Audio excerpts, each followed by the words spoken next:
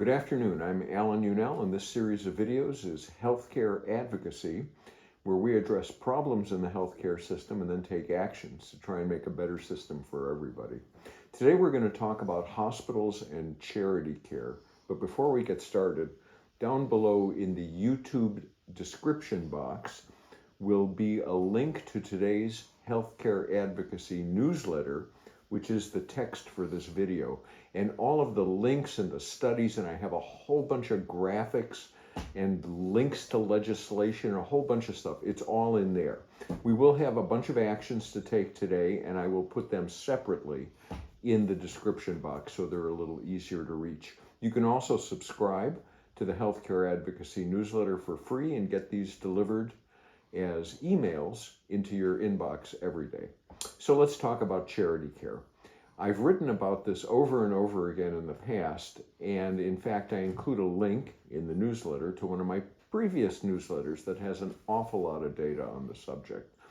There was a study recently about how much charity care is provided by hospitals, and what they found was that, this is a little appalling, for-profit hospitals have a higher percentage of charity care as a portion of their total expenses than nonprofit hospitals, which is sort of sad.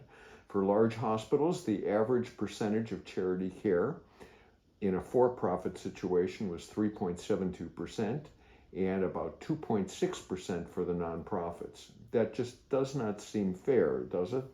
You would expect that nonprofits who reap a large federal and state benefit by paying no income or real estate taxes would offer more, especially because they get that benefit for operating in the public interest. In fact, federal tax-exempt rules have no minimum requirement that they provide charity care. There's no minimum for charity care. It says they could do it, but they're not required to do it.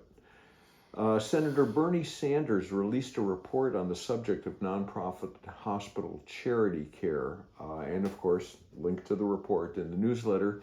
If you don't know him, he is the chairman of the Senate Health, Education, Labor, and Pensions Committee. Shorthand is HELP for that committee. He found that 6 of the biggest nonprofit hospital systems dedicated less than 1% of their total revenue to charity care in 2021.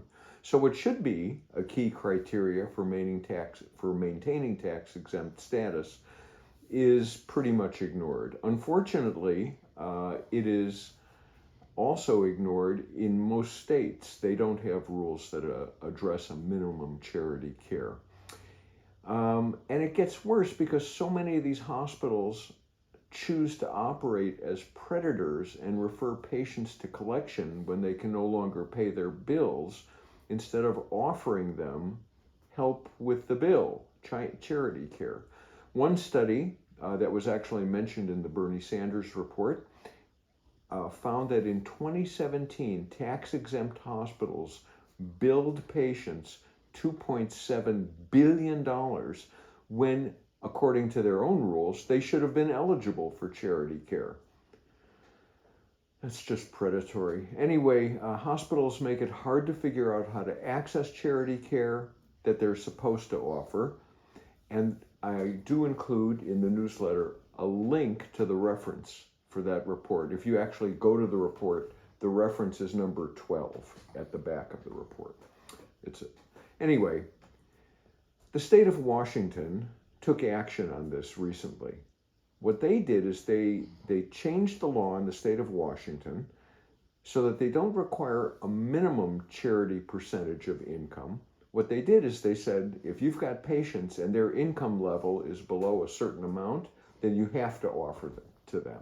And good news, it applies to all hospitals, not just nonprofits.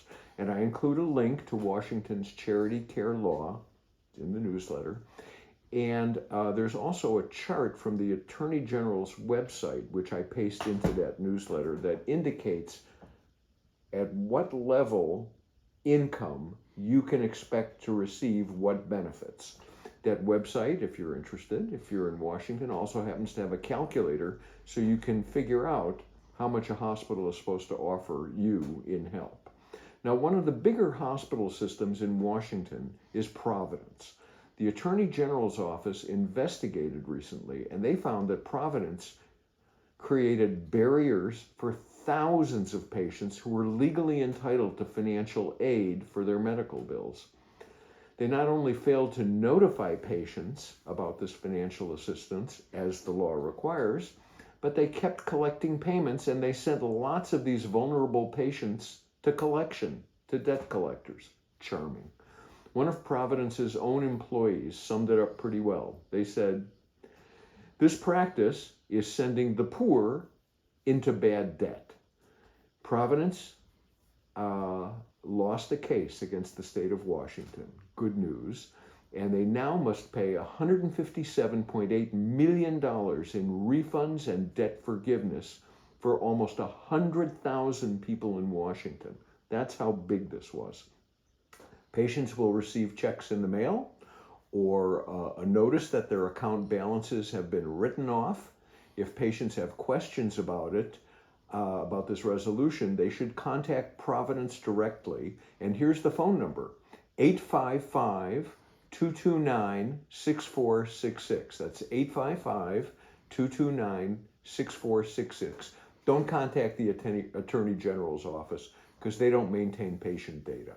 Anyway, this is the largest resolution in U.S. history for a case like this.